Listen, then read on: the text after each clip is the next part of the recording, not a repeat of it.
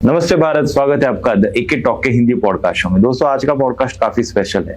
आज के हमारे जो गेस्ट है, स्पाइन स्पेशलिस्ट, जिन्होंने 35 कोर्सेज अलग अलग कंट्रीज में कंप्लीट किए हुए हैं। आज उनकी तरफ से हम जानते हैं कि उनका एक्सपीरियंस कैसा रहता है, क्योंकि आजकल वर्क फ्रॉम होम भी कह सकते हैं, या जिम इंजरी हो या एथलीट हो, या हर एक कोई आदमी को बैक इंजरी होती ही रहती है। तो इसके ऊपर बात करने के लिए आज हमारे साथ काफी स्पेशल गेस्ट है, जिनका नाम है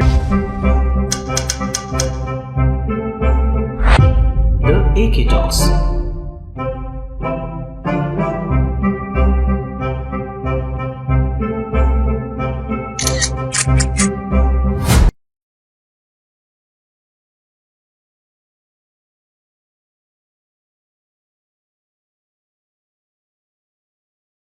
doctor Viraj Bhandari, spine specialist without operation. Sir, कैसे लग रहा है आपको द एके टॉक के हिंदी पॉडकास्ट शो में?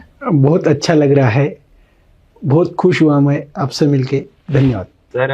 क्या बताओगे, आपने द एके टॉक के पॉडकास्ट में ये मैं क्या बोल सकता हूँ, ये स्पाइन्स के कुछ पार्ट आप लेके आ गए हो। आई मीन, कहाँ से आपने ये जर्नी स्टार्ट की थी सर? 2006 से मेरा BMS मैंने किया उस भारतीय विद्यापीठ कॉलेज से। उसके बाद मैं बहुत वैद्यों के पास अलग अलग नाड़ी परीक्षा, उसके साथ आयुर्वेद मेडिसिन्स, आयुर्वेद की दवाइयाँ कैसे बनानी है, सब वनस्पति जो है तो उनका वो कैसे पहचाननी है, उनका रस वीर्य विपाक, वो सीखते सीखते एक दिन डॉक्टर बागेवाड़ीकर सर से मिला। और उनके साथ मिलने के बाद उन्होंने पूछा कि आप पंचकर्म कर रहे हो, सब कुछ अलग अलग चीज़ें कर रहे हो, लेकिन आपकी खुद की स्पेशलिटी क्या है? तो उस दिन उसके बाद मैं वैद्य समीर जमादाग्नि सर के पास भी कुछ सीखता था। तो उस समय उनका भी कहना आया कि आयुर्वेदा तो सब आना चाहिए, सभी बीमारियों का हमें नॉलेज चाहिए, और उसके बाद सब नॉलेज लेने के बाद आपको स्पेशलिटी प्रैक्टिस करनी चाहिए। तो मैंने मेरे लाइफ में पहले 10 साल सब चीज़ें की। उसमें अम्ल पित्त हो, ज्वर हो, बुखार हो, जैसे कब्ज की बीमारी हो, कैंसर जैसे बीमारी हो, सब बीमारियों के पेशेंट मैंने देखे। और उसके बाद एक दिन ऐसे डिसाइड किया कि हम लोग अभी स्पेशलिटी पे जाएंगे। तो पूरा जर्नी जो था 2006 से लेके 10 साल में स्पाइन के भी पेशेंट मैंने बहुत देखे। और उस समय थोड़ा सा मन में ये भाव था कि अभी स्पाइन के पेशेंट आगे जाके बढ़ने वाले हैं, क्योंकि गूगल जो है वो बहुत एक अच्छा टूल है कि जो आगे क्या होने वाला है वो दिखाता है। हाँ। तो मैंने गूगल पे डाल दिया कि नेक्स्ट 15 साल में कौन से बीमारियां ज़्यादा इंडिया में आने वाली है, और उसका क्या रिसर्च हम लोग कर सकते हैं। तो उस हिसाब से मैंने डालने के बाद रीढ़ की हड्डी, spine disorder, disc bulging, disc herniation, skin के कुछ अलग अलग बीमारी आई, जैसे अभी किडनी फेल्योर्स के नाम आ गया। तो मैंने सब देखने के बाद थोड़ा मैंने डिसाइड किया कि हम लोग स्पाइन के ऊपर ज़्यादा काम कर सकते हैं, क्योंकि ये फील्ड में बहुत कम लोग हैं। फिर मेरा जर्नी स्टार्ट हुआ। तो मैं भारत में, हमारे महाराष्ट्र में जितने हार्ड वैद्य है, जैसे चाकन के मंचर के उधर 1-2 हार्ड वैद्य है, शिक्रापुर के उधर हार्ड वैद्य है, बारामती के आगे जामदार बोल के हार्ड वैद्य है, उनके पास मैं हर संडे को जाता था। सर, ये आप जो बोल रहे हो, ये मसल के जो मतलब कोच है, गुरु है, हाँ। ये लोग एग्जैक्टली क्या करते हैं सर? हार्ड वैद्य जो है वो बेसिकली पेशेंट की जो हड्डियां है जो फिसली हुई है, जो आगे ऊपर नीचे फिसल के, मतलब जो डिसबैलेंस हुई है, उसको खींच के वापस उस जगह पे बैठाते हैं। हाँ, मैंने ऐसे सुना है एक्चुअली। मतलब महाराष्ट्र में मैंने बहुत बार ऐसे सुना है और देखा भी है। मतलब रियल लाइफ एक्सपीरियंस है कि लोग कहते हैं कि ऑपरेशन करने से बेटर है कुछ लोग हैं उनके पास जाओ, वो बस कुछ मतलब एक मूवमेंट करते हैं और वो जो मसल है वो फिर से ट्रैक पर बैठाते हैं। तो उनके जैसे हार्ड वैद्यों के पास मैं गया। उनके पास कम से कम मैं एक हार्ड वैद्यों के पास 15 संडे 20 संडे ऐसे जाता रहा। और उसके बाद मैं केरला में गया। केरला में जाने के बाद वहाँ पे एक कुछ 8 जनरेशन थी उनकी, कि जो हार्ड वैद्य का काम करती थी और मर्म चिकित्सा करती थी। उनके पास मैं एक 15-20 दिन रहा और उधर देखा तो कम से कम दिन के 1000 पेशेंट आते थे। वो 10-15 लोग थे, वो मन का खींच के बैठाते थे। तो वो सीखने के बाद उनके पास मैंने हर रोज के सुबह 7 से लेकर रात के 12-1 बजे तक मैंने पेशेंट देखे और उधर ट्रेनिंग लिया उनके साथ, और ट्रेनिंग लेके पुणे में आया। वापस पुणे में अलग अलग जो भी हार्ड वैद्य है उनके पास कुछ संडे जाता रहा और सीखता रहा। वो सीखने के बाद पता चला कि अरे ये लोग सिर्फ बैठा रहे हैं लेकिन एक्सरे नहीं निकल रहे। डायग्नोसिस का उनके पास तरीका नहीं था। वो डायरेक्टली आ गया तो देखते थे, उनके हिसाब से डायग्नोस करते थे और झटका देते थे। कोई रस्सी से बांध लेता था, कोई व्हाइट कलर की पट्टियां पीठ के ऊपर लगाता था, रीढ़ की हड्डी के ऊपर। तो ये देखने के बाद फिर मुझे ध्यान में आ गया कि मैंने भी वो स्टार्ट किया। वो स्टार्ट करते और सीखता भी था अलग अलग। और तो गूगल पे, फेसबुक पे मैं देखता था तो मेरे को ध्यान में आया कि क्रायोप्रैक्टर नाम का एक फील्ड है, उसमें बोन खींच के बैठाते हैं अमेरिका में, इंग्लैंड, यूरोपियन कंट्री में।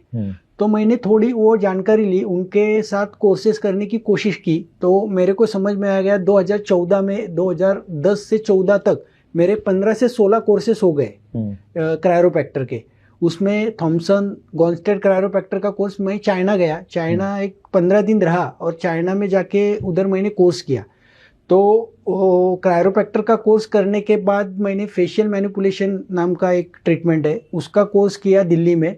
उसके 10 सीरीज थे, वो 10 सीरीज मैंने कंप्लीट किए दिल्ली। हर 6 महीने के बाद मैं 5 दिन दिल्ली जाता था। ऐसा मेरा कम से कम वो कोर्स खत्म होने के लिए मेरे को 4-5 साल लगा। एक एग्जैक्टली मतलब आपने, मैंने जितना अभी सुन रहा हूँ, आपने अराउंड 15 कोर्सेज तो ऐसे ही कंप्लीट किए। आपके लिए सबसे बेस्ट कोर्स कौन सा था सर? सर एक ध्यान में रखिए, बेस्ट कोर्स सभी थे, क्योंकि एक ध्यान में रखिए, सिर्फ रीढ़ की हड्डी हिलती है तो रीढ़ की हड्डी ये हमेशा ये रूट कॉज नहीं है। आपको रूट कॉज पता होना चाहिए कि कभी कभी ऑर्गन इम्बैलेंस होते हैं, जैसे लीवर है, किडनीज है, किडनी का लिगामेंट टाइट हो गया, उसके वजह से रीढ़ की हड्डी और स्पाइन में दर्द है।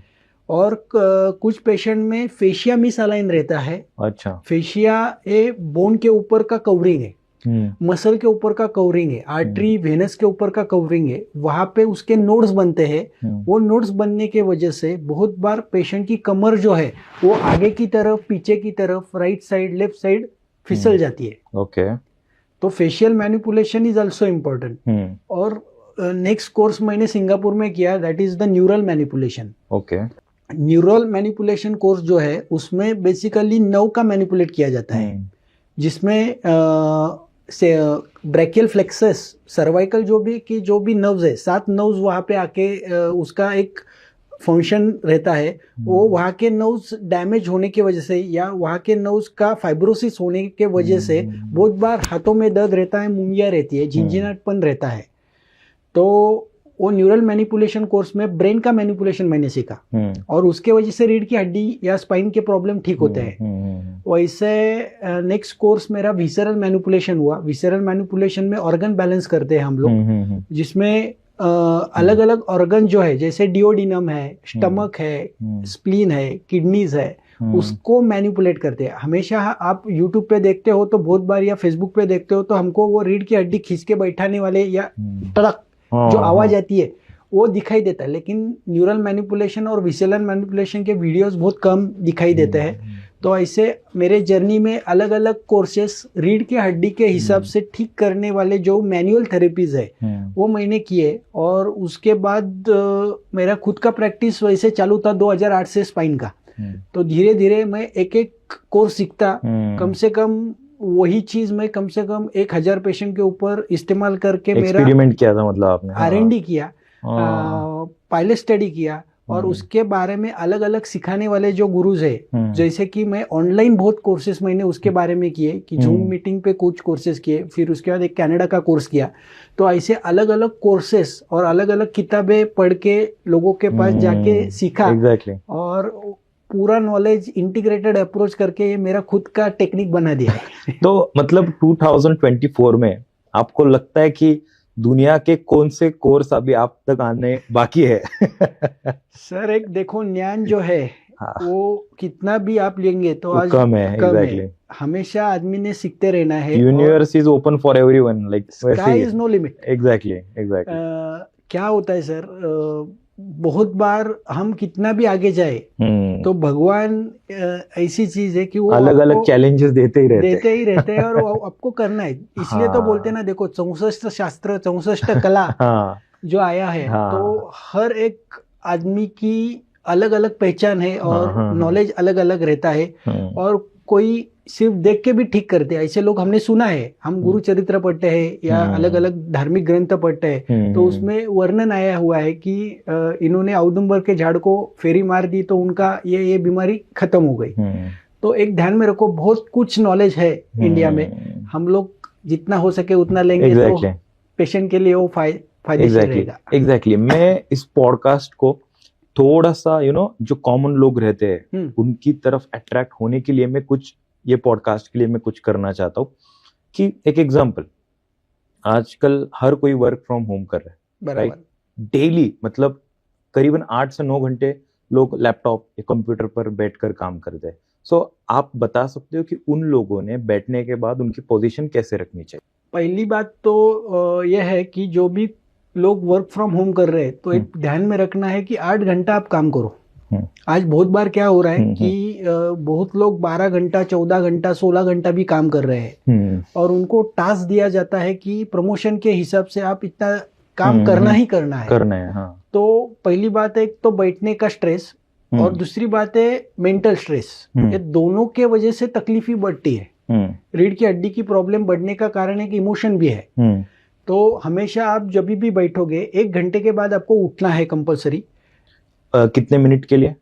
5 से 6 मिनट तक आपको वॉक करना है, चलना है। एवरी 1 आवर 2 से 3 मिनट आपको चलना है। आपके रूम में ही चलो या बाहर के पैसेज में चलो, वापस जगह पे बैठो। बहुत बार क्या होता है, एक बार आप कंटिन्यूअस बैठोगे 2 घंटा 3 घंटा 4 घंटा, दैट 2 वर्टेब्रल सेगमेंट जो रहते हैं, यहाँ पे मैंने लाया देखो, 2 वर्टेब्रल सेगमेंट के बीच में ये न्यूक्लियस पल्पस रहता है और उसके बाजू में एनुलस फाइबर जो पानी की गादी रहती है। वो गादी आप ज्यादा देर बैठोगे तो उसका दोनों का गैप कम होता है, मतलब वो ठीक हो जाता है, कम होता है। और कम होने के वजह से वो गादी बाहर आने की कोशिश करती है या बार बार इन्फ्लामेशन होता है। इसलिए सुबह उठने के बाद बहुत लोगों को स्पाजम रहता है, कमर अकड़ जाती है। तो पेशेंट लोगों ने एक ध्यान में रखना है कि जो लोग कंप्यूटर पे काम करते हैं, पेशेंट नहीं, जो लोग कंप्यूटर पे काम करते हैं, उन लोगों ने 1 घंटे के बाद उठना है। और कोई भी मूवमेंट आप करते हो दिन भर में से, सुबह से लेकर शाम तक हम कम से कम 500 से 600 मूवमेंट करते हैं। जैसे ब्रश करना है, बेड से उठना है, तो सभी मूवमेंट कॉन्शियसनेस से करना है। एक साथ 3 मूवमेंट नहीं करना है। 1 सेकंड में एक साथ 3 मूवमेंट करोगे तो गादी बाहर आती है और उसके वजह से रीढ़ की आजू बाजू की जो भी नर्व्स है वो स्टीनोसिस होती है। फिर रिपोर्ट में आता है stenosis, disc herniation, disc protrusion, ligamentum flavum thickening. ये जो होने का कारण है झटका बैठना। बहुत बार क्या होता है, हम लोग कुछ उठाने को जाते हैं, आप कोई भी चीज उठाते हो तो सामने से जाके उठाना है, ऐसे नहीं करना है कि राइट साइड आप झुक गए। उसमें बहुत इंजुरी होने के चांसेस ज्यादा है। हाँ, मैं आगे के क्वेश्चन पर आता हूँ सर। 8 घंटे अगर कोई जॉब कर रहा है, बैठकर काम कर रहा है, तो उन्हें आपने जैसे बताया कि हर एक घंटे पे उन्हें 5 मिनट उठना है और वॉक करना है 5 मिनट, बराबर?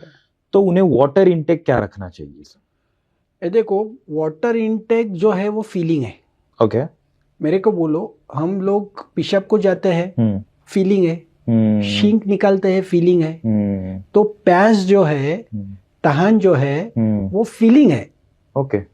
आपको जब भी प्यास लगेगी तभी पानी पीना है। आपको प्यास नहीं है, आपको ड्रिंकिंग का हैबिट ऐसे नहीं चाहिए कि टाइम हो गया इसलिए मैं ड्रिंक कर रहा हूँ, या बीबी ने बोतल दिया है तो खत्म ही करना है। करेक्ट। बहुत बार क्या होता है, हेवी इनटेक ऑफ वाटर के वजह से इनडाइजेशन होता है और पेट खराब होना, पेट खराब, कब्ज की बीमारी होती है, गैसेस बनते हैं, बहुत बार फ्लैटुलेंस बनता है, गैसेस बहुत होते हैं और उसके वजह से नेक पेन होता है। तो एक ध्यान में रखना है, जिनको भी पानी पीना है, जब भी प्यास लगेगी पानी पीना, ये फीलिंग है, व्यसन नहीं है और हैबिट भी नहीं है।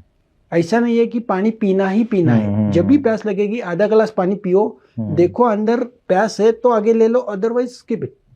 Okay. Similar question again sir. आपने जैसे अभी थोड़ी देर पहले बताया था कि 30 स्पाइन जो है वो 32 मसल को लेके बनता है, right? 33 vertebra. 33, right, okay. So मैं वही पॉइंट पर आता हूँ, हमारी जो चिन है उसका डायरेक्शन कैसे होना चाहिए during the laptop and computer work? पहली बात है, मैंने बीच में थोड़ा सा आपको हम्म। बताना भूल गया मैं। टेबल के ऊपर आप हमेशा बैठ के ही लैपटॉप इस्तेमाल करना है, टेबल और कुर्सी। Like this position? हाँ, सेम पोजीशन, आपके दोनों पैर हम्म। जमीन पे चिपके हुए होने चाहिए, हम्म। रीढ़ की हड्डी सीधी चाहिए। ओके। ना कि आप कब, बहुत बार लोग आगे चले जाते हैं, पेट का भाग आगे जाता है, गर्दन पीछे जाती है। बहुत बार कभी कभी लोग टिपॉय के ऊपर काम करते हैं, जैसे कि पूरा टिपॉय रहता है, टेबल नहीं रहता है। तो टेबल जो है और सामने चाहिए। बहुत बार कभी कभी क्या करते हैं लोग, गेस्ट आते हैं तो बात करने के लिए ऐसा काम करते हैं, रोटेट होके। तो रोटेट होके भी काम नहीं करना है। कभी भी आप काम करोगे तो लैपटॉप आपके सामने चाहिए, शोल्डर या चेस्ट लेवल पे? चेस्ट लेवल के ऊपर। चेस्ट लेवल, हाँ, right. Shoulder should be straight. हमेशा टेढ़ा बैठना नहीं है, सीधा ही बैठना है। दोनों पैर जमीन पे चिपके हुए चाहिए, गर्दन सीधी चाहिए, चीन का भाग जो है वो सीधा चाहिए। आप चीन बहुत नीचे की तरफ रखोगे या बहुत ऊपर की तरफ रखोगे तो अंदर के ऑर्गन के ऊपर खिंचाव महसूस होता है और उसके वजह से अलग बीमारियां पैदा होती है। Okay, okay. मसल शॉर्टनिंग पे चला जाते हैं। सर मैं नेक्स्ट क्वेश्चन पर आता हूँ सर। आपने भी देखा रहेगा जो हार्ड वर्किंग लोग रहते हैं, जैसे हमारे इंडियन आर्मी के जवान हो या रास्ते पे काम कर रहे पुलिस ऑफिसर हो या फार्मर्स हो या स्ट्रीट पे बहुत सारे लोग काम करते रहते हैं। बराबर सर ये दिन भर खड़े रहते हैं, मतलब दिन भर तो मैं तो बोलूंगा ये 10-12 घंटे खड़े रहते हैं। जो लोग खड़े रहकर काम कर रहे हैं उन्हें अपने स्पाइन का कैसे ख्याल रखना चाहिए सर? बहुत बार जो खड़े होके काम करने वाले जो लोग हैं, जैसे कि पुलिस है, फार्मर्स लोग है, इंडस्ट्री में काम करने वाले लोग हैं, तो बहुत बार उन्होंने ध्यान में रखना है कि 1 घंटे के बाद कंपलसरी 2 से 3 मिनट के लिए बैठना है। बहुत बार ज़्यादा देर खड़े रहेंगे तो पेल्विस जो है उसका कमज़ोरी हो जाती है पेल्विस में, और बहुत बार कभी कभी बहुत कमज़ोरी होने की वजह से पेल्विस का टिल्ट हो जाता है, एंटेरियर शिफ्ट हो जाता है, पेल्विस आगे की तरफ झुक जाता है, शोल्डर पीछे की तरफ जाते हैं। तो ये ध्यान में रखना चाहिए। ओके सर, मैं नेक्स्ट क्वेश्चन पर आता हूँ, जो क्वेश्चन मेरे लाइफ के लिए बहुत रिलेट करता है, बिकॉज एज आई सेड कि मैं बहुत सालों से वर्कआउट कर रहा हूँ, अभी खैर 1-1.5 साल हो गए पूरा बंद है।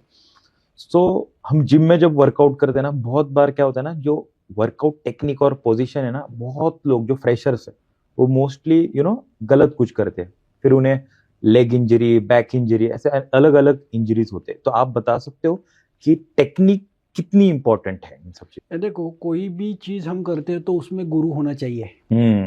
गुरु के बिना आप कोई भी चीज करने जाओगे, या किसी का यूट्यूब देखा है, इंस्टा देखा है और फेसबुक देखा है, गूगल देखा है, तो Google is not a practical गुरु। उसको कॉन्स नहीं पता रहते, इंडिकेशन, कॉन्ट्रा इंडिकेशन पता नहीं होता है। तो बहुत बार जो भी जिमिंग करने को जा रहे हैं तो अति साहस, अति धाड़स, ये जो चीजें है कि बहुत एक्साइटमेंट में जाके काम नहीं करना है। आप धीरे धीरे उसको बढ़ाते जाओ, धीरे धीरे पोजीशन सीख लो। पहले वेट लेने के पहले पोजीशन सीख लो, और फिट 500 ग्राम के वेट से आप चालू करोगे और धीरे धीरे आगे वेट बढ़ाते जाओगे। क्या होता है, बहुत बार आप जिमिंग करते हो लेकिन डाइट, लोग आजकल यूएस डाइट फॉलो करते हैं। आप इंडिया में रह रहे हो और डाइट यूएस का है, ये नहीं हो सकता, क्योंकि आप एक ध्यान में रखो, उधर का क्लाइमेट अलग है, यहाँ का क्लाइमेट अलग है, देश काल जो है वो दोनों का अलग है, खान पान सहन कुल अलग है। हमारा जीन जो है, हर एक का पहलवान का जीन होता है, जो जिसके लाइफ में जिसके पिताजी ने या जिसके दादाजी ने पहलवानगिरी की ही नहीं है, और अब पहलवानगिरी करने को जाएंगे या एडवेंचर करने को जाएंगे तो वो जीन के मसल्स जो है वो एक्टिवेट नहीं होते हैं उस चीज के लिए, और उसको हम हनुन मारून वो करते हैं, मराठी में बोलता है हनुन मारून ते करून नका। तो बहुत बार वो चीज करते समय इंजुरी होती है, और उसके वजह से बहुत लोगों का मैं देखता हूँ रीढ़ की हड्डी की जो गादी है वो बाहर आती है। सर एग्जैक्टली जो गादी वर्ड है वो AK टॉक के प्रेक्षकों को आप एक्सप्लेन कर सकते हो? यस, मैं कर सकता हूँ सर। ये देखो, एक नॉर्मल वर्टेब्रल सेगमेंट जो है, रीढ़ की जो हड्डी है उसमें 33 वर्टेब्रल सेगमेंट है। 33 सेगमेंट में आप देखा जाए तो प्रत्येक वर्टेब्रल सेगमेंट में आप देखा जाए तो प्रत्येक सेगमेंट के बीच में गादी है, जिसको हम लोग एनुलस फाइबर इंटरवर्टेब्रल डिस्क बोलते हैं। और इंटरवर्टेब्रल डिस्क के बाजू में ये एनुलस फाइबर व्हाइट कलर का लिक्विड रहता है और उसके बीच में न्यूक्लियस पल्पस, ये जेली लाइक स्ट्रक्चर है। तो ह्यूमन बीइंग में हम जो है उनका स्पाइन जो है वो सीधा है, स्ट्रेट रहता है टुवर्ड्स स्काई। और वो स्ट्रेट होने का कारण जो है तो हमारी बुद्धि विकसित हुई है। करेक्ट। और जो पशु प्राणी है जैसे कि हाथी है, एलिफेंट है, बफेलो है, शेरी है, उनका टेढ़ा रहता है। करेक्ट। तो वो जो स्पाइन है उनका टेढ़ा होने का कारण है उनकी बुद्धि विक्षिप्त नहीं होती है। और जो भी नर्वस सिस्टम है, जो स्पाइन के वर्टेब्रल सेगमेंट के दोनों वर्टेब्रा के बीच में एक इंटरवर्टेब्रल डिस्क होती है, वो डिस्क का काम जो है वो हम लोग न्यूक्लियस पल्पस जेली लाइक स्ट्रक्चर है। It is a one cushion type structure. हम लोग जो मूवमेंट करते हैं आगे पीछे, राइट साइड, लेफ्ट साइड, कुछ भी मूवमेंट करते हैं तो वो मूवमेंट करने के लिए जेली का काम होता है। और उसके साथ दोनों वर्टेब्रल सेगमेंट के पीछे से सभी प्रेक्षक देख सकते हैं कि ये पीला कलर का जो नर्व्स है दोनों साइड से नर्व्स गई है। 33 nerves on the right side, 33 nerves on the left side. तो ये 33 नर्व्स जो है हर एक सेगमेंट की नर्व हर एक सेगमेंट के आजू बाजू के ऑर्गन को नरिश करती है। आप देखोगे कोई L4 L5 spine right side से नर्व डैमेज हुई है, वहां पे बल्जिंग आया हुआ है, गादी बाहर आई है, तो उधर के राइट साइड के जो मसल्स है वो शॉर्टनिंग, मसल वास्ट हो जाते हैं, श्रुंक हो जाते हैं। तो ये जो गादी है, ये जो वर्टेब्रा है, इसका बहुत इंपॉर्टेंस हमारे लाइफ में है क्योंकि हमारा पूरा मसल का नरिशमेंट नर्व्स करते हैं। दूसरी बात महत्वपूर्ण यह है कि हमारी चेतना जो है, कोई भी चीज हमको जो समझ में आ रहा है कि मेरे को भूख लगी है, मेरे को पेशाब लगा है, मेरे को सेक्स करना है, मेरे को श्रिंक देना है, ये सभी चीजें जो है वो समझने का काम नर्वस सिस्टम करती है। नर्वस सिस्टम, हमको पानी पीना है, हमको यहाँ से नीचे जाना है, नर्वस सिस्टम पूरी बॉडी में रहते हैं। Yes, and they are connect with directly mind, brain. They are connected with brain. तो दो ब्रेन है, एक फंक्शनल ब्रेन है और एक समझ रहा है नहीं समझ रहा है वो एक्टिवेट करने वाला एक ब्रेन है। करेक्ट। तो ये नर्वस सिस्टम का इंपॉर्टेंस इतना है कि हमें पता नहीं होता है, पता चलना चाहिए कि हमें क्या करना है। और जो निश्चय हम लोग करते हैं कि कॉन्शियसनेस में कि मेरे को क्या करना है असल में, फिर वो इंद्रियों को हम चेतना देते हैं कि मेरे को बाबा ये ग्लास राइट हैंड से उतारना है, लेफ्ट हैंड से उतारना है। तो ये सब चीजें नर्वस सिस्टम करती है। सर, मैं वही पॉइंट पर आता हूँ जब हम जिम में वर्कआउट कर रहे हैं या व्हाटएवर कहाँ पर भी वर्कआउट कर रहे हैं, सो उस टाइम पे नर्वस सिस्टम का डायरेक्टली हमारे ब्रेन को कनेक्ट होना कितना इंपॉर्टेंट है? मेरी बात सुनो कि आपको कोई भी एक्टिविटी करना है, मैंने समझो आपको बोल दिया कि आपको मुंह से बांस लेना है, it is possible? No, not possible. वो नो चेंज हो गई। करेक्ट। आप आंखों से देख रहे लेकिन कल नाक से देखना पड़े तो सपोज चेंज हो गया इंद्रिय। इंद्रियों का चेंज होना ये बहुत इंपॉर्टेंस है कि इंद्रियों चेंज हो गए। जो भी भगवान ने बनाया है वो सोच समझ के बनाया हुआ स्ट्रक्चर है। तो इसलिए नर्वस सिस्टम जो है उसका नर्व का फंक्शनिंग ठीक से नहीं हुआ या मिसमैच हो गया तो सब दिक्कतें आ जाती है। फिर राइट हैंड हम उठाने को जा रहे लेकिन गलती से लेफ्ट हैंड भाग रहा है, तो आदमी फिसल के गिर जाएगा और इंजरी बढ़ेगी और तकलीफें बढ़ेगी। करेक्ट। सर, मैं मेरे आगे के पॉइंट पर आता हूँ। सर, मेरी बॉडी अभी स्टिफ हो चुकी है। एक एग्जांपल, मेरी बॉडी अभी स्टिफ हो चुकी है। ओके, अगर स्टिफ बॉडी को फिर से मुझे एक रेगुलर लाइफ में बॉडी को मतलब लाना है, लाइक डेली एक्टिविटी करना है, अभी मुझे ऐसे बेंड होने में, लोअर बैक में से बेंड होने के लिए भी तकलीफ हो रही है, तो मुझे कौन से प्रकार के एक्सरसाइज हो या वर्कआउट करना जरूरी है? सर, पहली बात, डायग्नोसिस करना है वेरी इंपॉर्टेंट बिकॉज आपका स्टिफनेस जो है वो किसके वजह से है। बहुत बार स्टिफनेस जो है एक रूट कॉज जो है स्टिफनेस का वो गादी बाहर आना या नर्व पिंच हो जाना या स्टीनोसिस होना या एनुलस फाइबर के ऊपर इन्फ्लामेशन आना, ये कारण हो सकते हैं। तो उस कारण तक हम जब तक नहीं पहुंच पाते तब तक आपका मसल स्टिफनेस नहीं जाएगा। और इसके लिए आपको पहली बात है कि एक्सरे निकाल के देखना है कि रूट कॉज क्या है उसके से और क्लिनिकल चेक करना है कि कौन सा वर्टेब्रल सेगमेंट आपका मिस अलाइन है। इफ आपका राइट साइड का L4 बाहर आया है, पीछे की तरफ आया है, तो उसको अलाइन करके फिर आप एक्सरसाइज पैटर्न देते हो तो वो पूरा 100% ठीक हो जाएगा।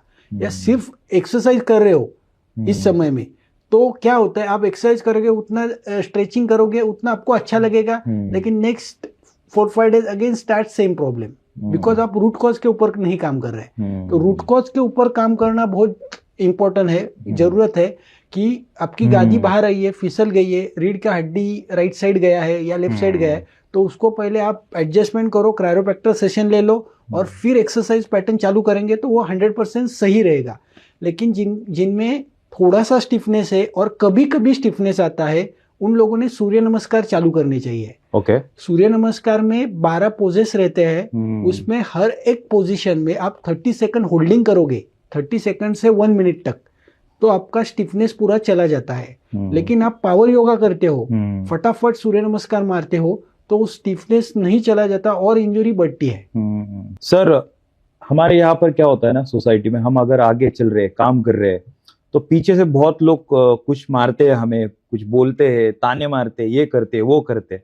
बट सर, ये सब चीजें होती ही रहेगी लाइफ में, बराबर बराबर। सर, अगर हमें हमारा बैकबोन और बैक स्ट्रॉन्ग करनी है तो क्या डाइट फॉलो करना पड़ेगा? हमारे आयुर्वेद शास्त्र में षडरसात्मक आहार चाहिए। ओके। षडरसात्मक आहार का मतलब क्या है, तो मधुर रस, मधुर मतलब मीठा, मीठा रस। ये सर ऐसे समझाओ, हमें समझ में आएगा।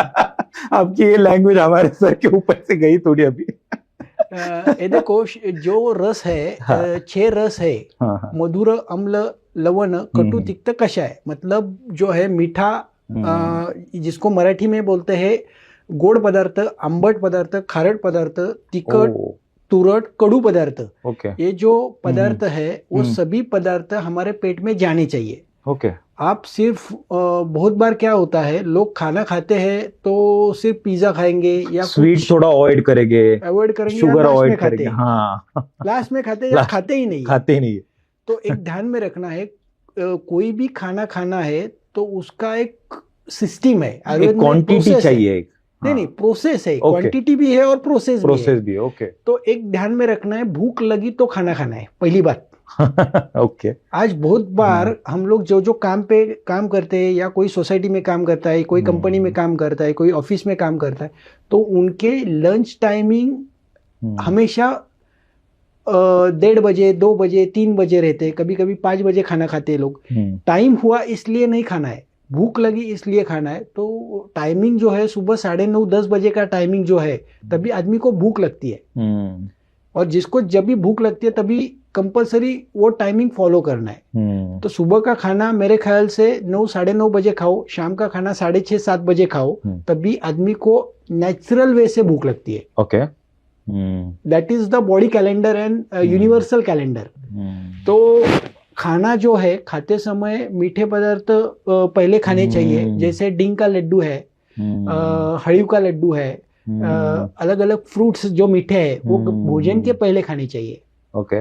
अम्बट पदार्थ जो है, अम्बट पदार्थ में अम्ल पदार्थ जो है, जैसे कि आवड़ा है, छाछ है, बटर मिल्क है, जैसे कि अदरक है, हम कड़ी भी लेते हैं, महाराष्ट्रन फूड है, वो भोजन के बीच में चाहिए। ओके।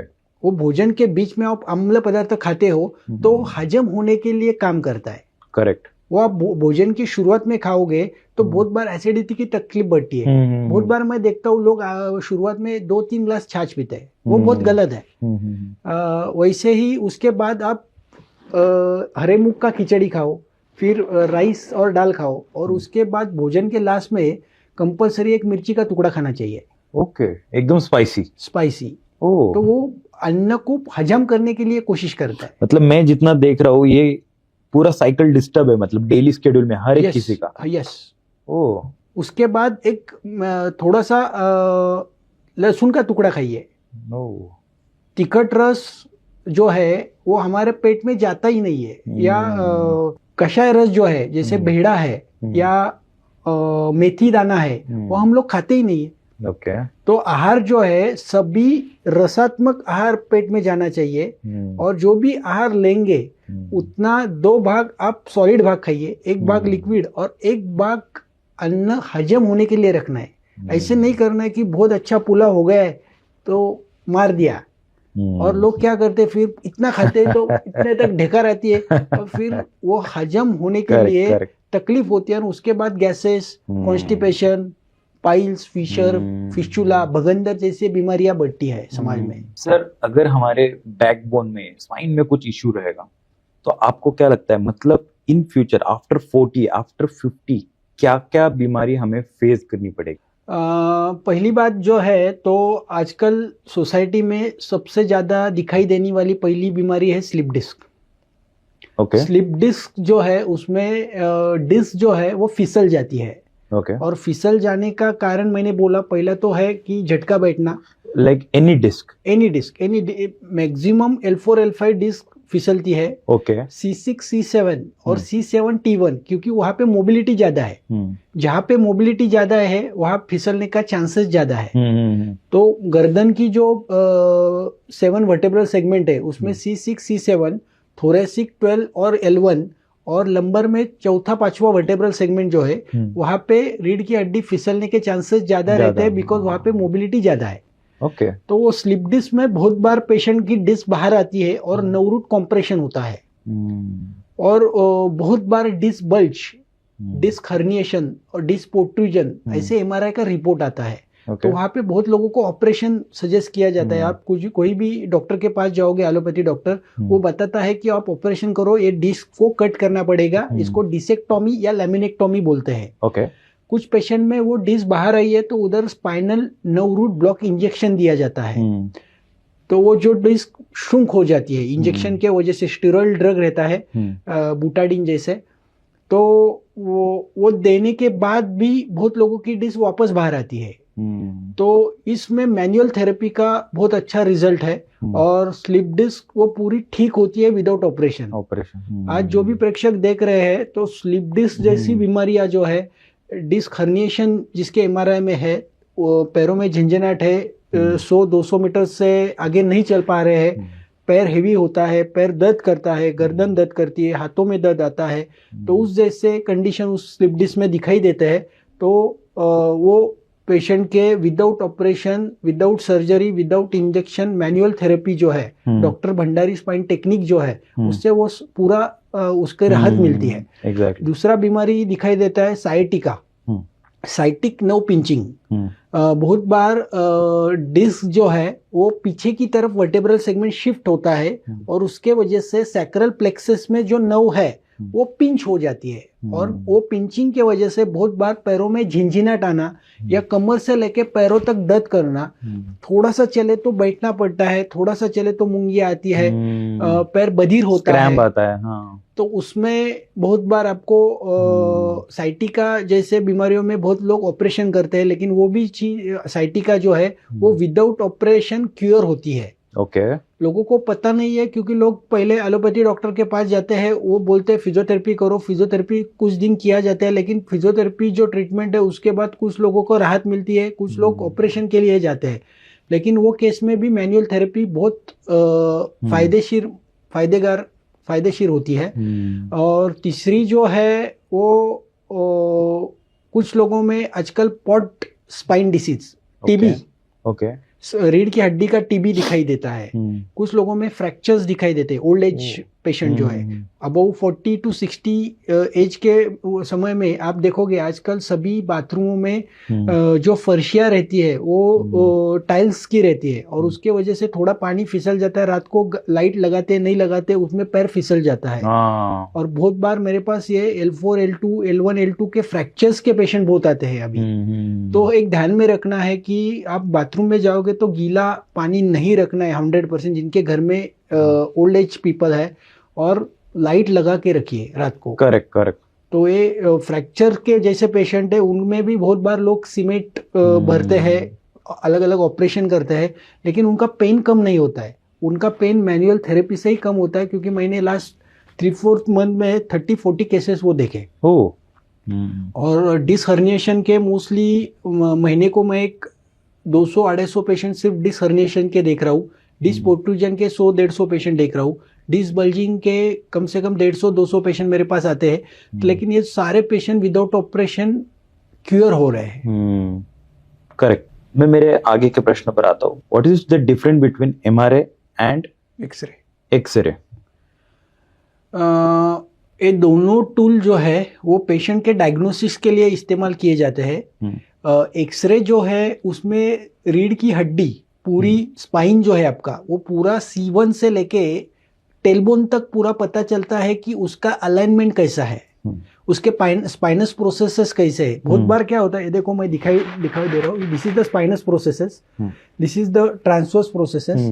ये एक्सरे में दिखाई देते हैं कि वो बहुत बार कुछ पेशेंट में हम लोग देखते हैं पेशेंट का वर्टेब्रल सेगमेंट ऐसे शिफ्ट रहता है, कुछ पेशेंट में ऐसा रहता है, कुछ पेशेंट में सिर्फ राइट साइड पोस्टेरियरली आती है। तो ये सब चीजें आप एक्सरे में देख सकते हो एंटेरियर, पोस्टेरियर, लैटरल व्यू से। और मेनली स्पाइन जो है उसका फाउंडेशन है सैक्रम और कॉकिक्स और टेलबोन और दो इलियम आगे गया है, पीछे गया है, वो ध्यान में MRI में नहीं आता है। मेनली रूट कॉज सैक्रम में ही रहता है 70 to 90% पेशेंट में। तो हमेशा एक्सरे जो है वो आपका रूट कॉज दिखाता है कि सैक्रम का हाइट कैसे है, ऑब्चुरेटर फोरामेन का हाइट कैसे है, सैक्रोइलियक जॉइंट का हाइट कैसे है, डायमीटर कितना है। और MRI जो है वो सिर्फ लैटरल व्यू दिखाता है। एक्सरे आपको आगे की बाजू, पीछे की बाजू, लैटरल बाजू दिखाता है। MRI only shows you only lateral line, लेकिन उसमें बोन नहीं पता चलते, सिर्फ 2 वर्टेब्रल सेगमेंट का गादी कितना बाहर आया है ये पता चलता है। और गादी बाहर आया है तो एलोपैथी लोग उसको बोलते हैं ऑपरेशन करो। एग्जैक्टली, मैं इसी पॉइंट पर अभी आने वाला हूँ। सर, आप जिसमें स्पेशलिस्ट हो, जो कि है कि आप विदाउट ऑपरेशन स्पाइन ठीक करते हो, सर आप एग्जैक्टली इसके बारे में क्या बता सकते हैं? डॉक्टर भंडारी स्पाइन टेक्निक जो है वो टेक्निक बोलने का कारण यह है कि मैंने अलग अलग 30-40 कोर्सेस मेरे ऑल ओवर इंडिया के बाहर हो गए।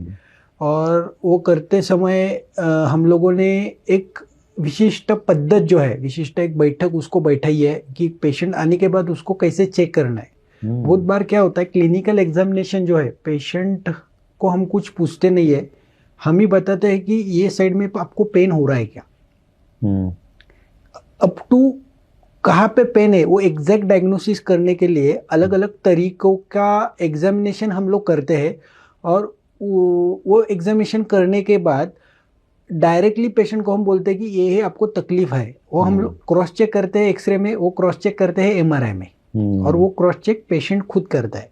मतलब बहुत बार ऐसे पेशेंट मेरे क्लिनिक में आते बताते हैं कि हमने तो डॉक्टर को कुछ बोला नहीं, उन्होंने ही बताया कि ये दर्द हो रहा है। ये पहला डॉक्टर है जो मेरे लाइफ में, मैंने 30-40 डॉक्टर किए स्पाइन के लिए, लेकिन किसी ने मेरे को बोला नहीं कि तुमको यहाँ पे ही दर्द है। तो कोई भी पेशेंट आता है तो हम लोग उसको पहले खड़ा करते हैं, चेक करते हैं चारों एंगल से, 6 फीट से डोमिनेंट आई से देखते हैं कि पेशेंट का ग्रेविटी कैसे है, पेशेंट कैसे खड़ा है, पेशेंट के शोल्डर कैसे है, पेशेंट का पेल्विस कैसा है, टिल्टेड है, शिफ्टेड है, क्या नॉर्मल है, न्यूट्रल है। उसके बाद पीठ का एरिया सब देखते हैं, कौन से मसल वास्ट हो गए, कौन से मसल, पैर का फुटप्रिंट देखते हैं कि फुट कैसा है पेशेंट का। उसके बाद लैटरल लाइन देखते हैं, राइट लैटरल, लेफ्ट लैटरल। और उसके बाद पेशेंट को बैठाते हैं। बैठाने के बाद हम लोग जिलेट टेस्ट करते हैं, जो कि पेशेंट को हम लोग आगे झुकने को बोलते हैं। और झुकते समय मैमिलरी प्रोसेस, फैसेट जॉइंट जो है वो खुला है क्या बंद है, क्लोज है वो चेक करते हैं। उसके साथ रोटेशनल टेस्ट करते हैं, एपी टेस्ट करते हैं। उसमें पता चलता है कि कौन सा सेगमेंट पीछे आया है और कौन सा नर्व पिंचिंग है। उसके बाद ये नर्वोस्कोप नाम का जो मशीन है मैं लेके आया हूँ, ओके ये यूएस में इस्तेमाल किया जाता है। रीढ़ की हड्डी को C1 से लेके टेलबोन तक लगाते हैं और वो लगाने के बाद कौन सा नर्व टेम्परेचर पता चलता है कि एग्जैक्ट कौन से नर्व पे इन्फ्लामेशन है पेशेंट को, कौन सा डिस्क इन्फ्लाम है, कौन सा वर्टेब्रल सेगमेंट इन्फ्लाम है, वो पता चलता है। और वो पता चलने के बाद वहाँ पे स्पाज्म कहाँ पे है वो पता चलता है, कहाँ पे दर्द है वो पता चलता है, कितने दिन से वो दर्द है वो भी पता चलता है। 2 साल तक का हम लोग उसके ऊपर जानकारी ले सकते हैं। तो उसके बाद पेशेंट को चलने को बोलते हैं। उसके बाद पेशेंट को सो के लेग लेंथ टेस्ट करते हैं। फिर ऑर्गन टेस्टिंग करते हैं, पेशेंट के सर के ऊपर हाथ रखते हैं और उससे पता चलता है कि ये पेशेंट का प्राइमरी फॉल्ट करेक्ट ब्रेन में है, क्रेनियोसैक्रल ब्रेन में है, क्रेनियोसैक्रल सूचस में प्रॉब्लम है, डूरामेटर में प्रॉब्लम है, ब्रैकियल प्लेक्सस नर्व में प्रॉब्लम है, या सैक्रल प्लेक्सस में प्रॉब्लम है, साइटिक नर्व में प्रॉब्लम है, क्या ऑर्गन इम्बैलेंस है। आज जो भी दर्द हो रहा है उसका प्राइमरी फॉल्ट ऑर्गन इम्बैलेंस है क्या कुछ, या डायरेक्ट सैक्रल प्लेक्सस के नर्व रूट में प्रॉब्लम है क्या, या वर्टेब्रल सेगमेंट में प्रॉब्लम है क्या, ये पेशेंट के दिमाग के ऊपर हाथ रखने के बाद पता चलता है। This is a general listening बोलते हैं इसको, और ये बेसिकली यूएस में की जाती है। उसके बाद हम जो भारतीय पद्धत है नाड़ी परीक्षा और दर्शन परीक्षा, नाड़ी परीक्षा नसों की परीक्षा, हम लोग पेशेंट की नस देखते हैं और नस देख के देखते हैं वात पित्त कफ ये इम्बैलेंस कहाँ पे है, ओके उसमें प्राण वायु कैसा है, उदान वायु कैसा है, समान कैसा है, उसकी प्रकृति क्या है वो पल्स से पता चलती है।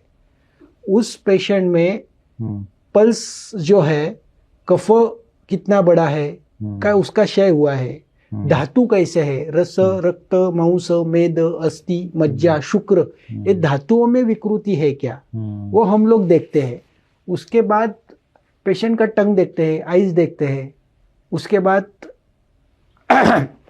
पेशेंट को चलने को बोलते हैं, उसका टोन कैसा है चलने का, वो सब देख के पेशेंट का क्या अच्छा है क्या बुरा है और कहाँ पे फॉल्ट है, प्राइमरी फॉल्ट क्या है, सेकेंडरी फॉल्ट क्या है, थर्ड फॉल्ट क्या है, और उसके बाद पेशेंट को उसी दिन बताते हैं कि आपका ये डायग्नोसिस है, आपको कम से कम 7 से 9 महीना, किसी को 8 से 12 महीना, किसी को 12 से 15 महीना लगने वाला है। महीने में एक बार 3 घंटे के लिए हमारे पास आपको आना है। ओके महीने में एक बार 3 घंटा, उसमें हम कस्टमाइज ट्रीटमेंट प्लान करते हैं और कस्टमाइज एक 15-16 प्रकार के ट्रीटमेंट उनको पेशेंट को देते हैं।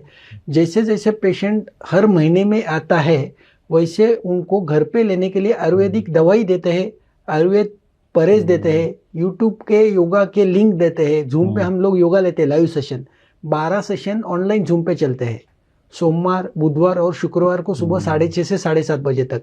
वो उनको अटेंड करने को बोलते हैं, कैसे उठना है बैठना है सोना है, हर संडे को उसका प्रोग्राम देखने को बोलते हैं लाइव, और यूट्यूब का लिंक देते हैं। तो पेशेंट ने उनके इमोशन कैसे चाहिए, उनके विचार कैसे चाहिए, तकलीफ कैसी ठीक होने वाली है, उसका सब जानकारी हम जूम पे देते हैं। तो पेशेंट को पता चलता है कि बाबा ये बीमारी ठीक होने वाली। बहुत बार कैसे होता है, पेशेंट जब मेरे पास आता है तो कम से कम वो 10-15 डॉक्टर के पास जाके हुए ही मेरे पास आता है, और वो डॉक्टर बताता है कि आपका रीढ़ का हड्डी का ऑपरेशन करना पड़ेगा, डिस्क कट करना पड़ेगा, आपका ये डिस्क बाहर आया हुआ है।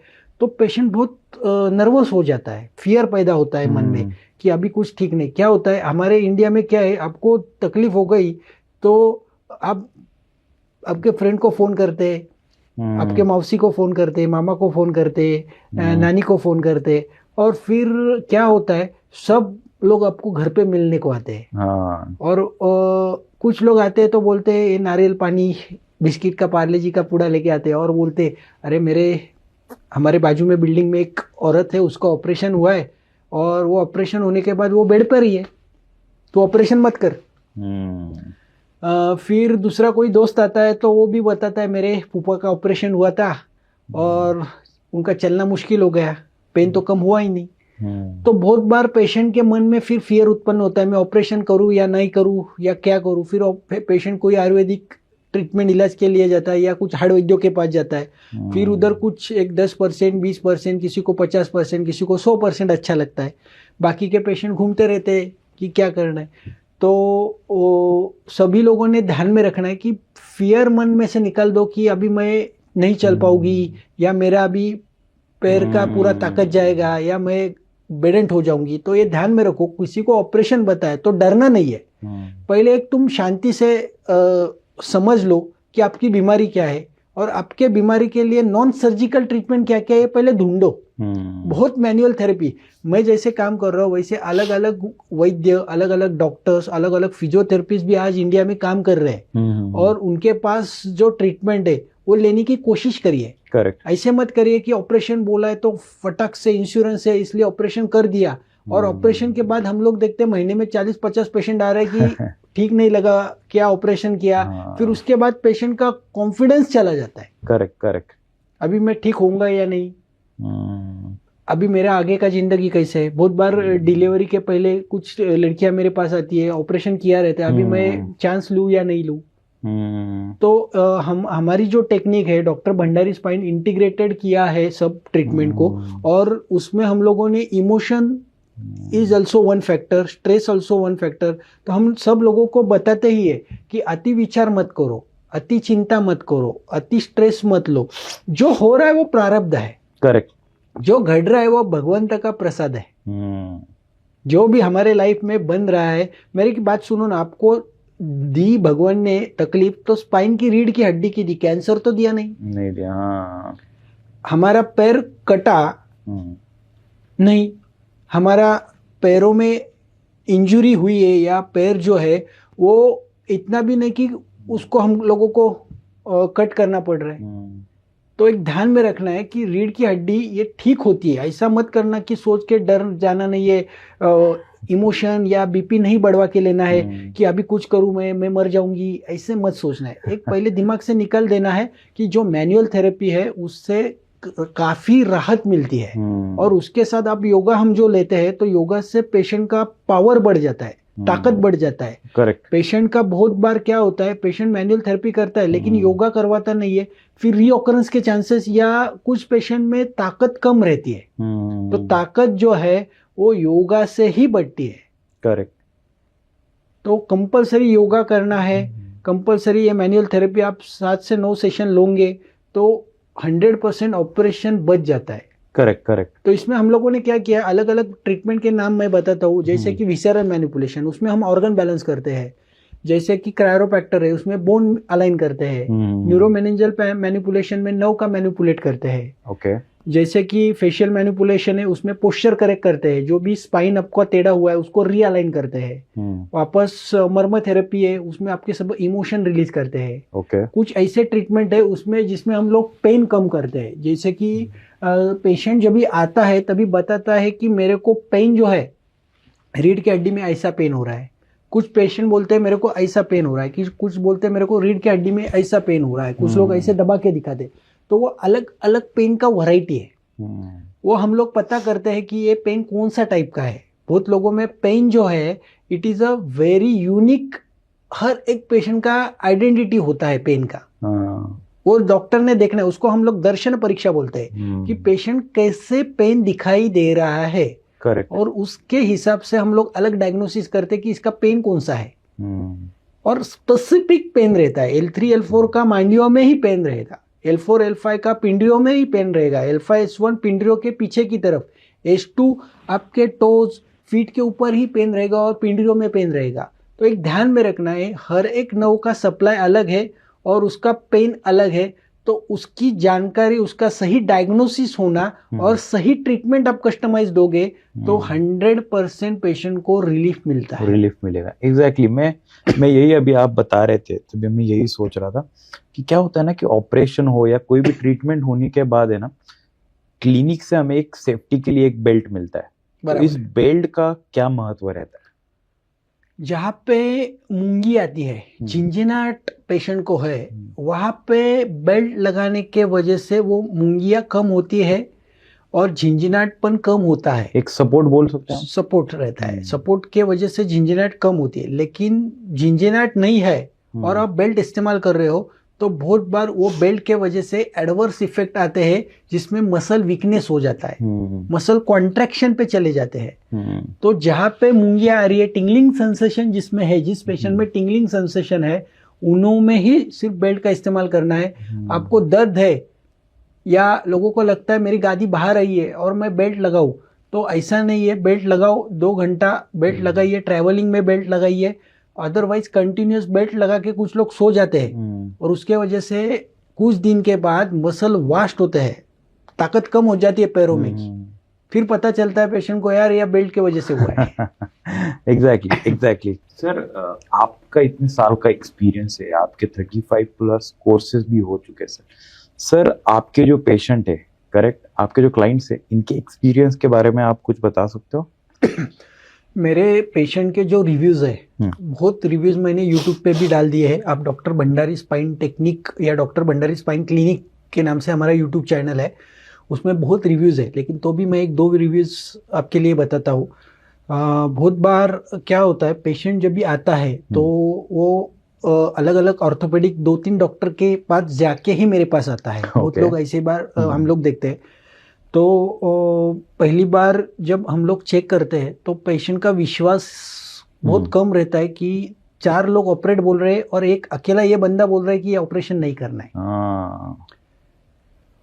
उसी समय मैं जो भी पेशेंट आते हैं तो उनको बताता हूँ कि रोज मेरे 12 पेशेंट ऑन गोइंग रहते हैं। डेली मेरे 12 पेशेंट ट्रीटमेंट के लिए रहते हैं और 6 से 8 पेशेंट ही मैं सिर्फ ओपीडी में चेक करता हूँ। नंबर ये फिक्स है क्योंकि मेरे को हर एक को मैं टाइम देता हूँ और हर एक का कोर वैल्यू मेरा रिजल्ट है। उस हिसाब से ही हम लोग काम कर रहे हैं। Correct. Number is not my dream. My dream is जो भी पेशेंट आ रहा है वो 1000% ठीक होना चाहिए। ये मेरी अंदर की आत्मीयता है। तो उस हिसाब से हम लोग पेशेंट जो भी कोई आता है बाहरगांव से मेरे पास, सोलापुर, नागपुर, चंद्रपुर, गढ़चिरौली, दुबई से महीने को 20 पेशेंट है। बॉम्बे से महीने को कम से कम 200-250 पेशेंट बॉम्बे से आते हैं, पुणे में। जो भी पेशेंट आते हैं उनको हम लोग जब भी चेक करते हैं ना, तो चेक करने के बाद उनका एक कॉन्फिडेंस बढ़ जाता है कि ये डॉक्टर को समझ में आ गया कि मेरे को एक्चुअल क्या हो रहा है। और एक्सरे और एमआरआई हम लोग जो एक्सप्लेन करते हो पेशेंट को, वो आज तक वो बोलते हैं हमने बड़े बड़े हॉस्पिटल जैसे 10-10 मंजिली बॉम्बे के हॉस्पिटल से, उन्होंने भी नहीं बताया। उधर ही पहला मेरा बहुत, हम लोग वहाँ पे पहली बार पेशेंट बताता है कि sir this is very nice explanation, nice examination by you. Then हम लोग उनको बताते हैं कि सर ये ऐसे ऐसे प्रोग्नोसिस है और मेरी खासियत है कि जो होने वाला है उसको ही मैं ट्रीटमेंट देता हूँ। मैं ऐसे मराठीत म्हणतात करा पहा बघू, असं मी कुठल्याही पेशंटला सांगत नाही की आप करके देखो, ठीक लगा तो आगे करना है, ये नहीं है। क्योंकि मैं जो काम कर रहा हूँ वो very scientific evidence based treatment है। और एविडेंस बेस्ड, क्योंकि मैंने आज तक 9000 केस स्टडीज मेरे पास ऐसे है कि जिनका 3 महीने के बाद बिफोर एक्सरे, 3 महीने के बाद एक्सरे, हर 3 महीने के बाद हमने एक्सरे निकाला है, और एमआरआई पहले दिन और बिफोर 7 सेशन के बाद। तो उसमें 100% हमको चेंजेस मिले। 100% बोल रहा हूँ मैं, क्योंकि क्या होता है उसके वजह से मेरा एक कॉन्फिडेंस बिल्ड हुआ है काम करने का, कि ये चीज हो सकती है।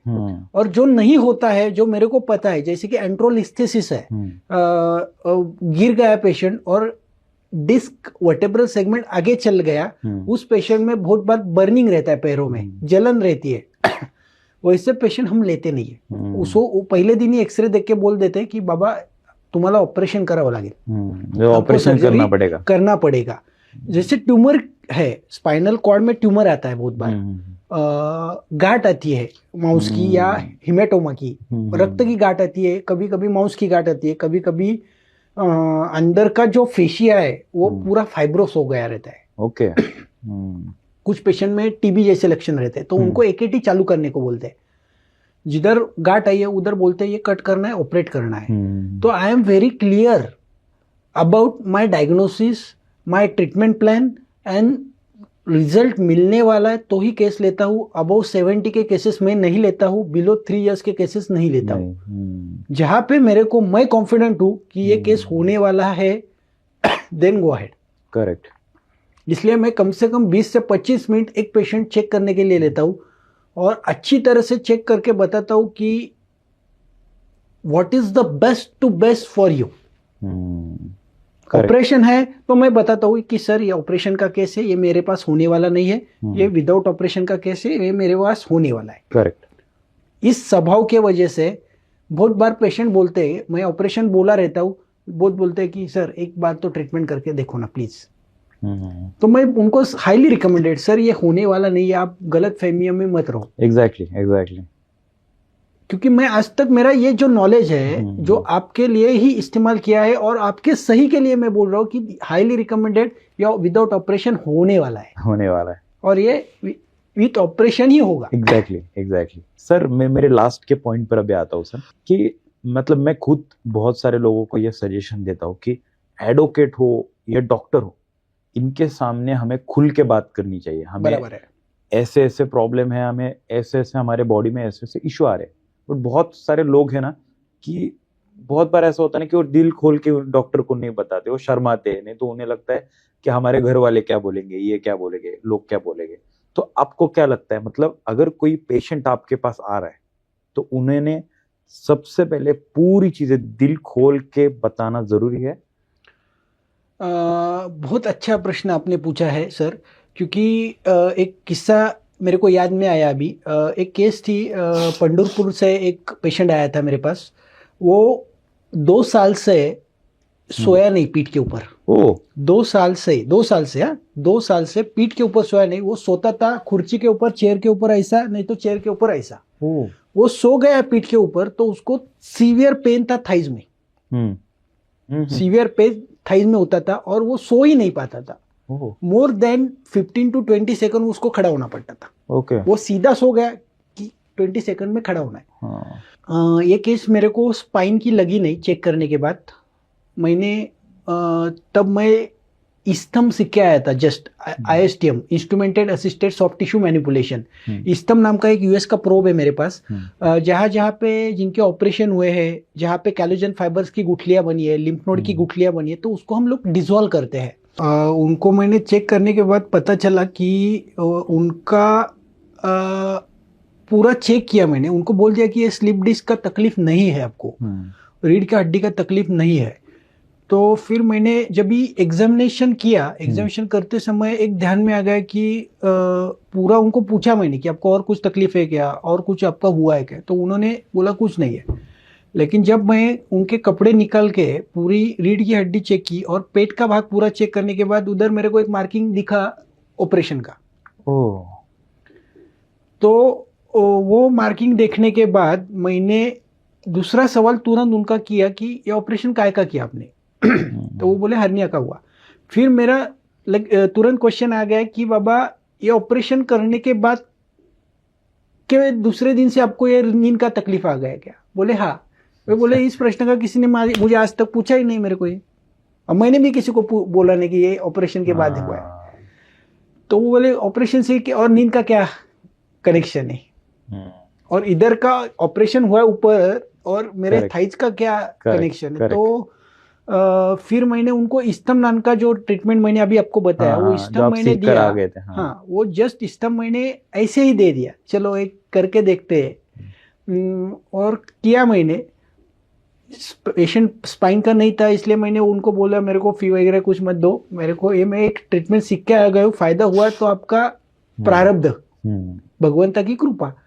मैंने वो ट्रीटमेंट उनको दे दिया और जाओ घर पे बोल दिया, और वो घर पे चले गए और दूसरे दिन सुबह आ गए। मैं बोला यार कुछ तो भी गलती हो गई क्या। मैं डर गया क्योंकि नया ट्रीटमेंट था और ऐसे ही किया था, तो कुछ ये क्या। तो वो तुरंत अंदर आ गए क्लिनिक में, और अंदर आने के बाद डायरेक्टली उन्होंने मेरे को साष्टांग नमस्कार डाल दिया। वाह वाह वाह, क्या बात है। और पूरा पैर पकड़ के सो गए पैर के ऊपर। तो मैं बोला क्या हो गया सर? सर 2 साल के बाद पहली बार मैं रात को सोया हूँ। और मेरे पापा बोले पीठ पर सोए। पीठ पर सो हाँ। गया, और मेरे पापा बोले तुझे पांडुरंग पुणे में मिला, जा उस पांडुरंग के दर्शन लेके आ। वाह वाह वाह, क्या बात है। तो ये बहुत कोई भी पेशेंट है तो उन्होंने जानकारी पूरी देनी चाहिए कि मेरा कब क्या होता है। बहुत बार रिकॉर्ड लिखते नहीं ये लोग कि कभी क्या हो गया है। अभी परसों ही एक केस आई थी, राइट फ्रंटल कॉर्नल सूचर मिला था मेरे को, और उनको पीठ रीढ़ की हड्डी का प्रॉब्लम था लास्ट 3 साल से। लेकिन मैंने हाथ जनरल लिसनिंग किया, और जनरल लिसनिंग करते समय मेरे को राइट फ्रंटल कॉर्नल सूचर जो है, तो यहाँ पे लगा कि ऐसे क्वेश्चन मैंने किया, उन्होंने याद किया, बोले नहीं किया है, नहीं लगा है मेरे को। फिर एक 10-15 मिनट हो गए, वो बाहर चले गए, दूसरा पेशेंट अंदर आया, मैंने उनको चेक किया, और दूसरा पेशेंट चेक करने के बाद वो वापस अंदर आ गए की नाही मेरे को 2 मिनिट सरसे बोलणे. हो सर, मी झाडावरनं पडलो होतो आणि डोक्यामध्ये मोठा दगड लागला होता माझ्या 10वी मध्ये. तर असं बोलल्यानंतर ऐसे बात करने के बाद वो रूट कॉज था रीढ़ की हड्डी का. वैसे तीसरी एक केस अभी लास्ट फ्राइडे को हो गई. उसमें मैंने पेट के ऊपर हाथ रखा, लोकल लिसनिंग हमको उसको बोलते हैं, विसरल मैनिपुलेशन जब करते हैं तो मेरे को लोकल लिसनिंग में मिल गई राइट किडनी. और राइट किडनी मिलने के बाद मैंने उनको पूछा कि आपके घर में किसी का डेथ हुआ है क्या. Because right kidney is always, जब भी शॉक ट्रॉमा रहता है, पेशेंट में ट्रॉमा हो गया है, शॉक हो गया है मेंटली, तो उसमें फ्रोज हो जाती है. तो मैंने उनको पूछा तो वो बोले ऐसा कुछ नहीं है. तो मैंने ट्रीटमेंट दे दी. राइट किडनी का लिगामेंट मैंने रिलीज किया. रिलीज करने के बाद वो फ्रोजन किडनी हिलना स्टार्ट हो गई. उन्होंने भी कहा कि हाँ मेरी किडनी अभी हिल रही है, अच्छा लग रहा है. और चलने लगे और चलते चलते समय डायरेक्टली बोल दिया कि मेरे घर में 6 लोगों का डेथ हो गया है. वो 6 लोगों का ट्रॉमा जो है वो इमोशन में चला गया. इमोशन के वजह से अभी क्या होता है, बहुत बार पेशेंट जो है एक 8-10 महीने के बाद या साल 2 साल 5 साल के बाद वो भूल जाता है कि एक्चुअल में क्या हुआ है और इसका क्या रीजन है. कुछ चीजों में इमोशन बहुत झगड़े हुए रहते हैं, बचपन में तकलीफ हुई रहती है, या सेक्सुअल हैरेसमेंट हुआ रहता है, किसी के लाइफ में कुछ अलग अलग तरीकों के अलग अलग इमोशनल पेन रहते हैं. किसी का बहुत बार उसको नीचा या ऊंचा या कुछ अलग अलग तरीकों का संघर्ष करना पड़ता है लाइफ में. वो भी एक कारण रीढ़ की हड्डी का है. वैसे कुछ लोग बहुत बार बड़े बड़े ऑपरेशन हुए रहते हैं, तो मैं क्यों बोलूं, क्या जरूरत है बोलने की. तो सभी डॉक्टर के पास आप जाओगे तो सभी केस टेकिंग अच्छी तरह से बताना चाहिए और बोलना चाहिए कि ये हुआ था, या क्वेश्चन पूछने के बाद सही तो बोलना चाहिए, हाँ ये हुआ था. करेक्ट. ये बहुत इंपॉर्टेंट. ओके. मेरे पास जो भी पेशेंट आते हैं तो उनका अनुभव आपने पूछा था, तो उसमें एक लातूर से पेशेंट आई थी, 28 साल की लड़की थी, और उसमें 3 बार ऑपरेट हुआ था. 3 बार लैमिनेक्टोमी की थी, 3 बार डिस्क कट किया था, और उसके बाद वो बहुत टेढ़ी आई थी. मैं आपको पीपीटी अभी रन करो बाजू में, मैं बता रहा हूँ उसके.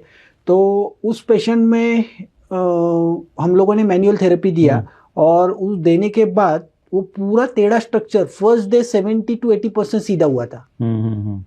और सेकंड सेशन के बाद उसके टिंगलिंग चले गए. थर्ड सेशन के बाद उसका यूरिन का कंट्रोल वापस आ गया. ओके. फोर्थ सेशन के बाद उसको मोशन समझ में आ गई. तो ये मैजिकल रिजल्ट्स और मैजिकल हैंड्स ट्रीटमेंट है. तो बहुत बार हाथों को जो है, एक भगवान ने हमारे हाथ बनाए हैं, और हाथों को जो समझता है वो मशीन नहीं समझती. एक ध्यान में रखना, जो हाथों को समझता है, जो हाथ से नाड़ी देखी जाती है, जो हाथ से हम ऑर्गन पाल्पेट करते हैं, जो हाथ से हम ब्रेन का फ्लूइड चेक करते हैं, वो मशीन पाल्पेट नहीं कर सकती है. तो ऐसे दूसरी एक पेशेंट आई थी, उसका HbA1c 14 था और शुगर 400 था. तो डॉक्टर खुर्जेकर तभी संचेती हॉस्पिटल में थे, उन्होंने ऑपरेशन हाईली रिकमेंडेड किया था कि आपका पैर कट करना पड़ेगा. तो वो पेशेंट में हम लोगों ने ट्रीटमेंट स्टार्ट किया. फर्स्ट डे उसका पेन 30-40% रिलीज हो गया फर्स्ट सेशन में, कि जो चल नहीं सकती थी, पैरों में ताकत पूरा चले गया था, पैर हिल नहीं रहे थे. सेकंड सेशन में उनका शुगर लेवल कम 200, कि जो 10 साल में नहीं हुआ था. वाओ. मिरेकल। HbA1c जो पेशेंट का बढ़ा था वो भी 5 के ऊपर आ गया आफ्टर मैनुअल थेरेपी। तो बहुत बार क्या होता है, पेशेंट का स्ट्रक्चर तो बैलेंस में आता है, सभी ऑर्गन बैलेंस में आते हैं, वर्टेब्रल सेगमेंट बैलेंस पे आते हैं, तो अपने आप अंदर के स्ट्रक्चर, अंदर की सभी ऑर्गन्स, अंदर के इमोशंस, अंदर के हार्मोन्स अपने आप काम करना चालू करते हैं नॉर्मल से। मतलब manual therapy is not only for spine, holistic ही देखा जाए तो पूरा बॉडी, सर से लेके पैर तक, विचार, पेशेंट के थॉट्स, पेशेंट का चलना बैठना उठना, पेशेंट का ऑर्गन्स, पेशेंट की डाइजेस्टिव सिस्टम भी चेंज होती है। तो ये सब फायदे उससे मिलते हैं। ऐसा नहीं है कि सिर्फ हम लोग स्पाइन तो स्पाइन के ऊपर ही सिर्फ फोकस कर रहे हैं, लेकिन स्पाइन के साथ पेशेंट को ये सारे तकलीफें कम हो जाती है। बहुत लोगों के बीपी की गोली बंद हो जाती है, कुछ लोगों का शुगर का टैबलेट का डोज कम हो जाता है या बंद हो जाता है। तो ये सब चीजें बहुत इम्पोर्टेंट मैनुअल थेरेपी से होते हैं और पेशेंट का बिहेवियर भी चेंज होता है, थॉट प्रोसीजर चेंज हो जाती है, करेक्ट करेक्ट करेक्ट, स्वभाव चेंज हो जाता है। Correct correct exactly. Virat sir, आपके साथ द एके टॉक के पॉडकास्ट में हिंदी पॉडकास्ट करके आपके साथ काफी अच्छा लगा। और मतलब स्पाइन के रिलेटेड, मतलब मुझे पर्सनली बहुत सारी चीजें स्पाइन के बारे में पता थी, बट टेक्निकली नॉलेज बहुत कम था। बट आपने इतना कुछ बताया द एके टॉक के हिंदी पॉडकास्ट के मंच पर, एंड काफी इंटरेस्टिंग पॉडकास्ट था। हमारे प्रेक्षकों को भी अच्छा लगेगा, आई होप सो। और आपके आगे के जर्नी के लिए बहुत सारी शुभकामनाएं, and thank you so much इस प्लेटफॉर्म पे आने के लिए सर। Thank you. मैं द एके पॉडकास्ट में आ गया, इसलिए आपने जो बुलाया मेरे को, इसलिए बहुत बहुत धन्यवाद। आज इस मंच पे आने के वजह से एक पेशेंट का भी ऑपरेशन बच गया, तो मैं बहुत आनंद व्यक्त करता हूँ, और उसके वजह से लाखों लोगों की जर्नी चेंज हो जाएंगी। करेक्ट। क्या बहुत बार ऑपरेशन करके एडवर्स इफेक्ट जो है वो लाइफ टाइम लॉन्ग जर्नी में रहते हैं लोगों का। करेक्ट। तो thank you so much sir. Thank you so much sir, once again thank you.